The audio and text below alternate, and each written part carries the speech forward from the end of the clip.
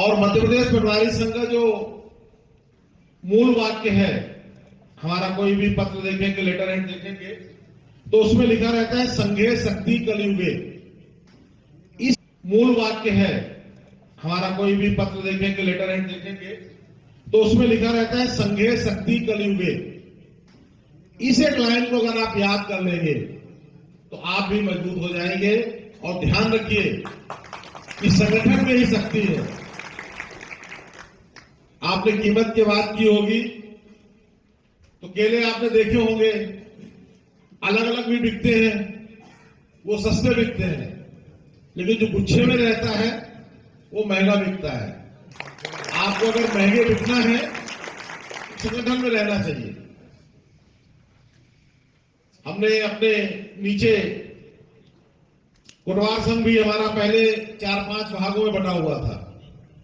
सभी के अध्यक्ष मुझसे मिले, सबको मैंने अपने ऑफिस में बैठाया, सबको समझाया और कोटवार संघ को एक किया।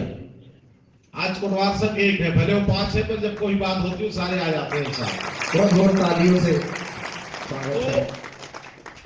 सर्वेयर संघ की भी आपकी अलग अलग नामों से मुझे जानकारी मिली है, तो अलग अलग नामों से उनका व्यक्तिगत हित सध सकता है, लेकिन हमारे सर्वेयर भाइयों का हित एक साथ रहने में ही होगा।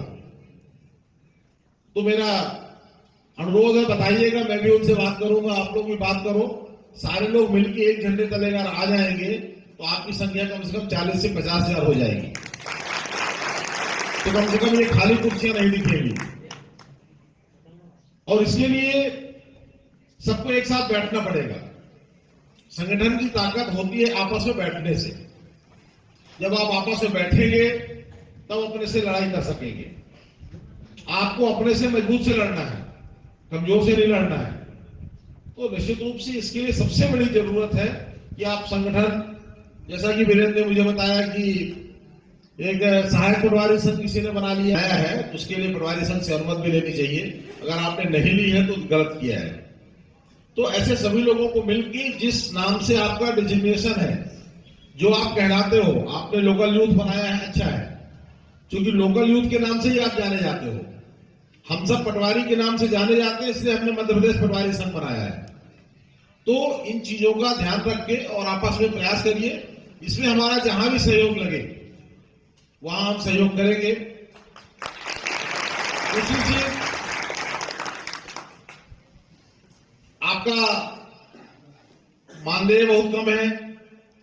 तीसरी चीज, आप ऑन पेपर कहीं है ही नहीं, इस चीज का आप ध्यान रखिए।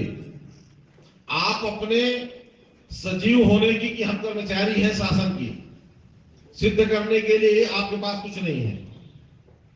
कोई कागज है क्या? है ना? तो सबसे पहले अपनी उपस्थिति दर्ज कराने के लिए आपको अपना सबूत ढूंढने के लिए कि हम सरकारी कर्मचारी हैं, उसके लिए लड़ना पड़ेगा। जब उसके लिए आप लड़ लेंगे, आपको शासन मान लेगा कि आप कर्मचारी हैं। उन्होंने कभी आपको सहयोग के तौर पे रखा है। और इसमें अगर आप अपनी उपयोगिता सिद्ध कर पाएंगे, जैसे हमारे यहाँ इस साल मेरे पास भी तीन क्या 5-6 यूथ है, 3 काम कर रहे हैं। इस बार नहीं किया तो हमने 3 नए रखे। तो आप लोग अपने आप को थोड़ा सा मजबूत करिए। फसलें तो आप सब गांव के हैं, जानते हैं, कोई दिक्कत नहीं होती है। उसका जब रकबा करते हैं उसमें आप लोग गलती कर जाते हैं। और जब शुरू की फसल, जैसे खरीफ की फसल है, तो खरीफ की फसल में अपन बाकी चीजें नहीं लिखते, केवल फसल लिखते हैं, और सभी लोग सारी चीजें लिखने लगते हैं। तो जब आप खरीफ और रबी दोनों में पड़त जो होगा वो पड़त कहलाता है। ठीक है? तो इन सब छोटी छोटी चीजों को आप अपने पटवारी साहब से सीखिए। सीखेंगे जब मजबूत होंगे। और आपने ध्यान किया होगा कि बहुत सारे लोग गांव में 1 या 2 लोग ऐसे होते हैं जिन्हें गांव के खसरा नंबरों की भी जानकारी होती है। कोई कभी कोई टीचर होते हैं या गांव के पुराने लोग होते हैं। बहुत सारे लोग जो पटवारी के साथ रहते हैं या जिनके घर में पटवारी बहुत दिन रह गए, तो लोग साथ में रह के नक्शा खसरा सीख जाते हैं।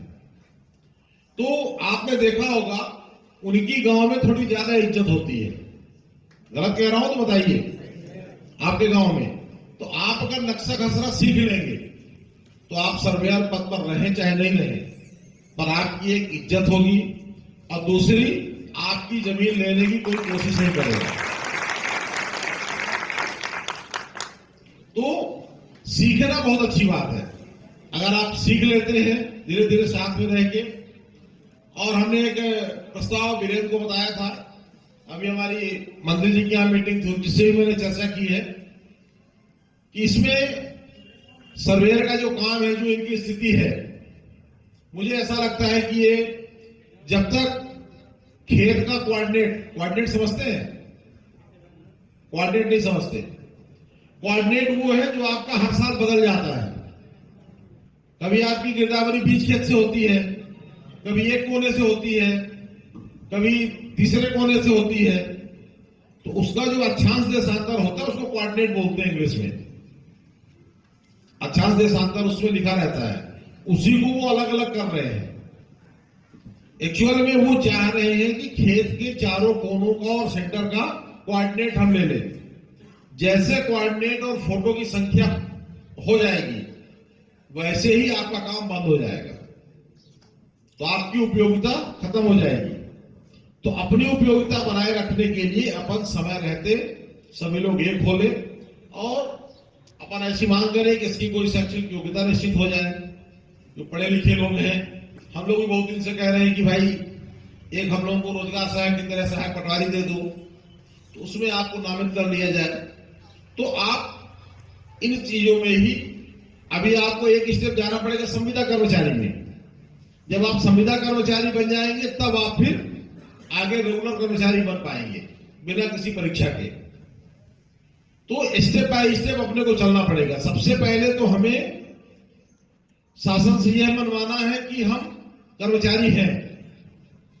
आपके पास अभी ना आपके पास कोई नियुक्ति पत्र है, ना आपके पास कोई कागज है कि आप कोर्ट में जाकर सिद्ध कर सको कि हम ये काम कर रहे हैं, है ना। इस चीज की कोई एक व्यवस्था करनी पड़ेगी। किसी समझदार आदमी से बात करके पता करके कुछ निकालिए, या शासन स्तर से बाकी लोगों से पूछिए कोई हमारा नियुक्ति पत्र निकल जाए, पंचायत से निकल जाए, कहीं से मिल जाए, तो हमारा कम से कम या कि फिर हमारा डिग्नेशन कार्ड मिल जाए, तो कुछ ऐसा पेपर मिल जाए जिससे आपको शासन का कर्मचारी सिद्ध किया जा सके। इसके बाद फिर संविदा की लड़ाई लड़िए कि हमें संविदा का मान लिया जाए। इसके बाद धीरे धीरे लड़ाई आपको करनी है, लेकिन लड़ाई के पहले सबसे जरूरी है या कि आप संख्या बढ़ाइए और या कि फिर अपन प्रयास करें कि जो कितने संगठन है वैसे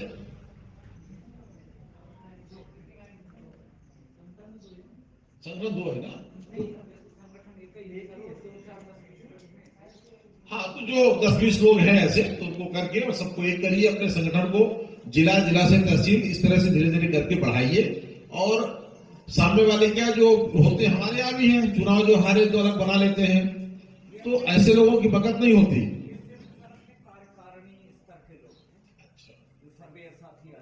हाँ हाँ, अच्छा, प्रांतीय कार्यकारिणी और जिला कार्यकारिणी कैसा? अच्छा ठीक, अगर एक संगठन है तो आपको बहुत बहुत बधाई, आप लोग ताली बजाइए। मुझे बताया था, वीरेंद्र ने बताया कि कोई कुछ लोग इधर उधर कर रहे हैं, इसलिए मैंने कहा अगर ऐसा कर रहे हैं तो नेताओं को छोड़िए, जो आपके सर्वे है उनसे बात करिए और उनको अपने आप से जोड़िए।